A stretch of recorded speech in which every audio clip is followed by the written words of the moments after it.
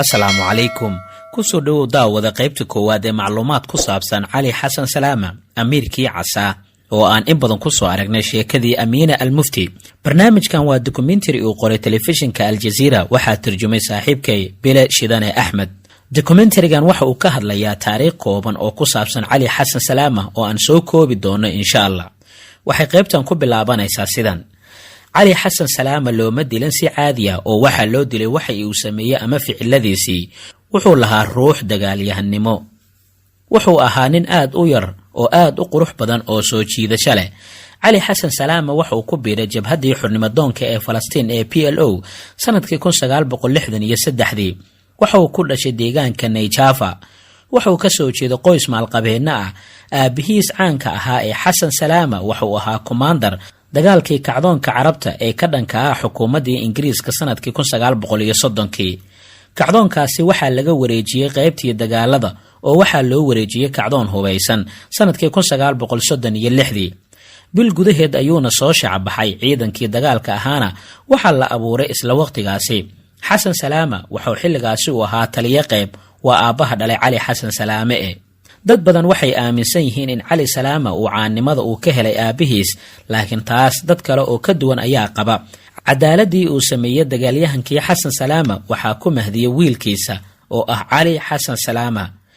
cali xasan salaama oo si wanaagsan loogu yaqaano samaynta kooxdii ka tirsanay jabhadda xoreynta Falastiin ee Sebtembarta madow waxay dileen 11 xubnood oo ka tirsanaa koox ciyaaryahano Israa'iila kadib weerar ka dhacay magaalada Munich ee dalka Jarmalka sanadkii 1972. waa midda keentay in cali xasan salaama si weyn loo barto maadaama uu qayb ka ahaa xubno ay Israa'iil aad u doondoonaysay. waxaa taasi ay dhalisay in ay bartilmaameed u noqdo Mossad. Israa'iil waxay xilligaasi kadib 72 markii weerarku ka dhacay magaalada Munich ee dalka Jarmalka ay soo saartay liiska 12 xubnood oo Falastiiniyiin ah kuwaas oo ku lug lahaa weerarkaasi ama howlgalkaasi ka dhacay magaalada Munich ee dalka Jarmalka. cali xasan salaama waxa uu ka mid ahaa 12kaasi xubnood oo liiska lagu soo daray. muddo sanado ah ayaa waxaa doondoonaysa Israa'iil inay hesho ama ay disho. cali xasan salaama waxa uu ahaa qof ku soo muuqday qaabdhiska jirkiisa. wuxuu ahaa qof muqaawamo ah haddana naftiisa u raaxeeya lana rumaysan yahay in dilkiisa ay keentay midaas. waxaa dilay cali xasan salaama waxay ahayd inuu ka mid ahaa xubnaha ay sida weyn u doondoonayeen Mossad, laakiin noloshiisii Bayruud ee caadiga ahayd waxa ay ka mid ahayd mid keentay in si fudud loo bartilmaameysado loona dilo.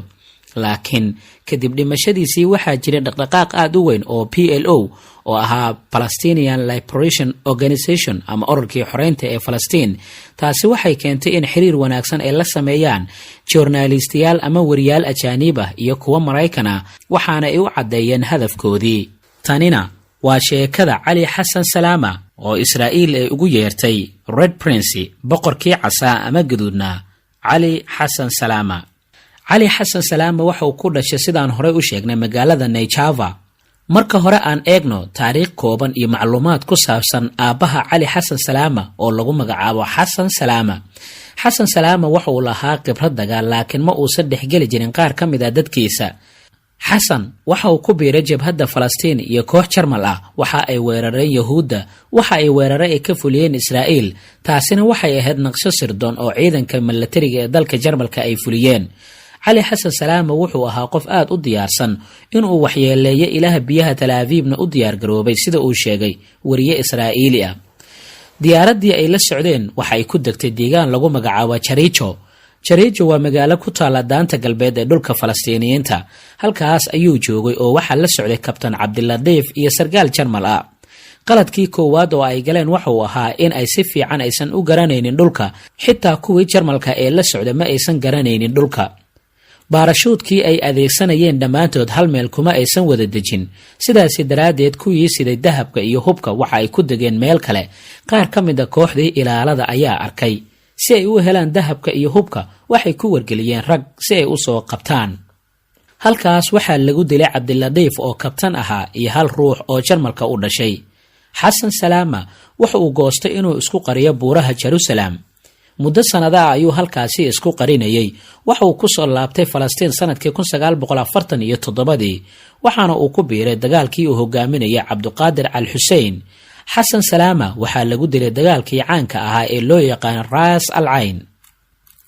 cali oo aabihii la dilay, markii la dilaya aabihii aad ayuu u yaraa, aqoon badanna ma uusan u lahayn aabihiis xasan salaama, waxaana uu ka bartay dadyow kale. tani waxay saameyn ay ku yeelatay waa barashada aabihii uu waxa uu yahay uu ka baranaya dadka kale bilowgii noloshiisii si uu ugu gudbo dhacdooyin kala duwan oo soo maray. inta badan cali xasan salaama wuxuu jeclaa luqadaha iyo injineeriyadda, waxaana uu wax ku bartay dalka Switzerland, kadibna waxa uu wareegay dalka Jarmalka. markii uu tagay dalka Jarmalka, cali xasan salaama ma uusan xiiseyn jirin siyaasadda, waxa uu doonayay inuu ku raaxaysto nolosha uuna qaato wax walba sida ay ugu yimaadaan. waxaana dad badan la yaab ku noqotay sida wiilkan yar ee cali xasan salaama uu caanka uu ku noqday. kadib waxa uu ku soo laabtay magaalada Qaahire ee dalka Masar, laakiin hooyadii kuma aysan qanacsaneen waxa uu sameeyay markaasi. ku laabashadiisii magaalada Qaahira qoyska qaarkood kuma aysan qancin, laakiin kadib waxaa bilowday kacdoonkii Falastiiniyiinta, walow aan isaga markaasi si wanaagsan loo aqoonin. dhammaan xubnaha aasaasay Fatah wuxuu saldhigoodu u ahaa dalka Masar, sida Yaasir Carafaad, khaliil al-wasiir, abu iyaad iyo saalax khalaf, walow markii dambe ay u guureen dalka Kuwait sanadkii 1957. Kuwait dhexdeeda waxay ka bilaabeen barnaamijka xisbiga iyo kacdoonkii gudaha, waxaana loogu magacdaray dhaqdhaqaaqa xoreynta Falastiin ee Fatah. cali xasan salaama walaashii waxa ay sheegtay inay xasuusatay in booqasho ay qoyskooda ay ugu tageen markii ay deganaayeen dalka Masar saalax khalaf iyo abu saalax, islamarkaana ay u sheegeen in cali xasan salaama uu ku biiray jabhadda. waxa uu ku biiray Fatah sanadkii 1963 isagoo sanadkii xigay ee 64 u weecday dhanka iyo sidoo kale dalka Kuwait. wuxuu dhaqso uga shaqo bilaabay dhaqdhaqaaqii xoreynta shacabka ee PLO. sida la wada ogyahay, jabhadda Fatah lama aysan xiriiri karaynin xilligaasi madaxweynihii hore ee dalkaasi Masar Jamaal Cabdinaasir ilaa Suuriya maahine, laakiin wax walba waxay isbedeleen sanadkii 1967 kadib jabkii carabta ee sanadkii 1967. Fatahna dib ayaa loo qaabeeyey. bilowgii bishii Janaayo sanadkii 1967 Yaasir Carafaad nafsad ahaantiisa wuxuu aaday jihada daanta galbeed si uu dib ugu soo hagaajiyo Fatah, hubna uu ugu soo helo. waxa uu bilaabay inuu la xiriiro Jamaal Cabdinaasir mar kale oo xilligaasi ahaa madaxweynihii dalka Masar. wixii ka dambeeyay sanadkii 1967 Jamaal Cabdinaasir ayaa wuxuu u baahday cid walba oo la dagaalantay Israa'iil, sidaas daraadeedna xiriir wanaagsan ayuu abuuray. sanadkii 1968 Yaasir Carafaad iyo wafdi uu hogaaminayo waxay la kulmeen madaxweynihii xilligaasi ee dalka Masar Jamaal Cabdinaasir. waxa uu u sharaxay wax walba hore ayuuna Jamaal Cabdinaasir uu ka fahmay qorshahoodii. Jamaal Cabdinaasir ayaa u sheegay xubnaha uu la kulmay inay adkaysi ay muujiyaan maadaama uu dhashay kacaankii xoreynta Falastiiniyiinta, waxaana kadib Jamaal Cabdinaasir uu bixiyay ama uu soo bandhigay hub, tababar iyo taageero siyaasadeed. waxaa la siiyay taageero dhanka tababarka iyo istaraatiijiyadda ah, waxaana cali xasan salaama uu ka mid ahaa dadkii tababarkaasi qaatay. waxay tababarkaasi galeen iyaga oo aanan haysan tababaro iyo khibrad kale oo ka horeysay tababarkan, waxaana xilligaasi la siiyay tababar kasta oo la xiriiray howlgalkoodii iyo sidoo kale kuwa cusubba. cali xasan salaama halkaas ayuuna ka helay khibrad iyo tababaro dheeraada oo dhanka sirdoonka la xiriira. markii tababarkaasi uu helay kadibna waxa uu raadsaday aqoon kororsi dheeraada oo la xiriirta dhanka sirdoonka. waxa uu ahaa ruux aamin ah oo dadka si badan ay u taageersan yihiin. cali xasan salaama waxaa aad loogu xasuustaa ka qayb qaadashadii ama qayb ka noqoshadii Sebtembartii madoobeed oo weerar kala duwan la eegatay Israa'iil. waxaa lagu xasuustaa in howlgallo kala duwan ay ka fuliyeen dhulka Israa'iil iyo sidoo kale dhulka Falastiiniyiinta, kuwaas oo lagu beegsanayay xubnaha Israa'iil ee sirdoonka u ahaa islamarkaana ku dhex sugnaa gudaha dhulka Falastiiniyiinta, iyadoo sidoo kalena weerar kala duwan ay ka fuliyeen deegaano kala duwan oo ka tirsanaa dhulka Israa'iiliyiinta. cali xasan salaama waxa uu ahaa ruux si weyn u dejin jiray istaraatiijiyadda la xiriirta dhanka sirdoonka iyo goobaha ay doonayaan in weerarada ay ka fuliyaan.